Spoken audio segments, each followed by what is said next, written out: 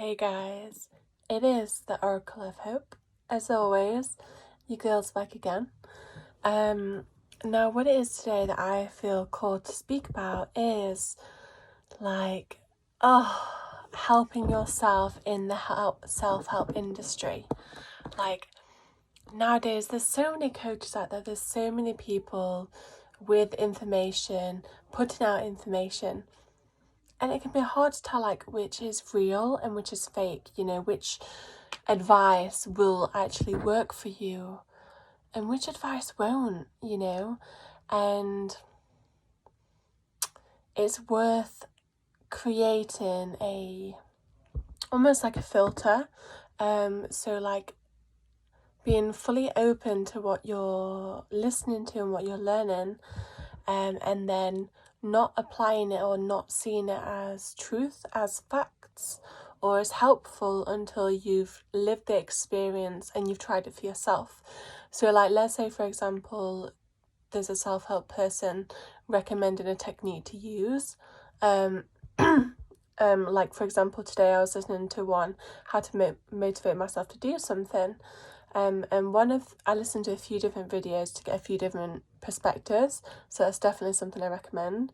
But whilst I'm listening, I was tuning into myself to see how it felt to listen to these people.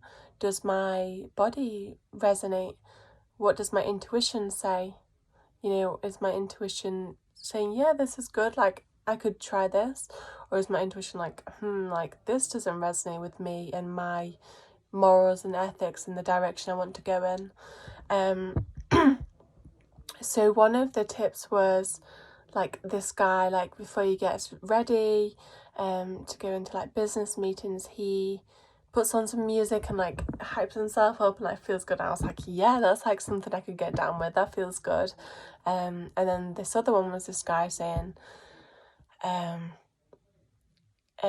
he said there's two driving factors that motivates a person to do something, which is fear, like a loss or gain, and usually the more propelling driving one is fear. So tapping into, what's the worst that could happen if you didn't do this thing? And I was like, boy, I don't want to be considering what's the worst that could happen as a motivating force to make me to do something, because why would I want to keep projecting this reality based off my worst fear if I didn't do something, So in one respect, I could see it was a good, pretty convincing thing of, yeah, that would make me do it. But do I really want to be sculpting this reality to force me to do something based off what my life could look like? Because then I would be creating more of this image of what my life would look like from a fear-based negative point of view, which isn't what I want to experience. So I like the first guy's advice. So the second guy's advice, I was like, thank you for your opinion. Great, it works for you. Happy it works for you. Great that it works for other people. But for myself, it doesn't feel aligned to, jumping this from a fear-based perspective. So working with getting myself feeling good and he also mentioned, the first guy mentioned having a little ritual that is almost get in the zone time or game time. So I was like, yeah, that's super helpful. And I like that and I could do that and that feels good to me. So, really when you're listening to these people, like I say, just listen to how your body feels, tune into how it makes you feel, any thoughts that are coming up, any feelings that are coming up. Is what this person's saying making you feel fear or worry or hyper stimulation? Is it overstimulating you and overwhelming you, or does it feel nourishing and supporting and yeah, this feels heartwarming and I can roll with this, it feels soothing, it feels quite self-soothing, or whatever it is, the feeling that you would like to feel from receiving information that would be helpful to you. So always listen to everything with a filter on, you know, and then also take into consideration, does this person have something that I want to have? Because if they're trying to give you advice about something they've not even done themselves, like who, that person isn't in a position to give you expert advice or advice that works, because they don't know themselves, they haven't achieved the thing. So yeah, so that's all I can say for now. I hope this has inspired you to listen more of the filter.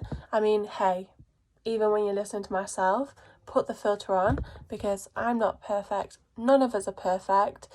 We're all on an individual journey. So every single person's experience is completely different. So I might say something that works for 10 people, 100 people, 1,000 people, yet it doesn't work for you and 100 other people, and that's perfectly okay.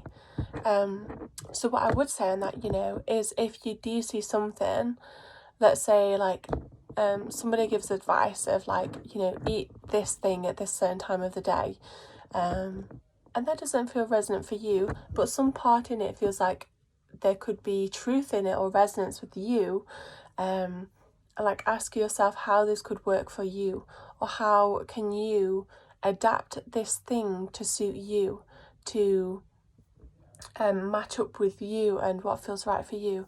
So like if they say eat eggs at 8 a.m, you know, you could be like, well, actually that doesn't resonate, but I could eat eggs at 11 a.m. Yeah. So adapting it to fit your lifestyle, to fit what would suit you more. Like affirmations, you know, sometimes, you know, people say it like it already has happened. But sometimes, like, I find affirmations, if you're like new to affirmations and you're trying to like fully align and embody with a certain phrase, like I am healthy, you know, but yet you know you're not healthy, so it seems so far away and out of reach. Looking at it from a sense of like, I would like to be healthy, you know, I'm open to be healthy. I feel inspired to be healthier. I feel like I want to be healthy and I'm willing to work towards that. So it feels very beneficial and important for me to make healthier choices. When we say out loud, it's important for me, our brain is like, okay, this is what's important. So then it looks for those things. So by saying this is important for me, your brain's like, okay, like now I have like an aim to work on.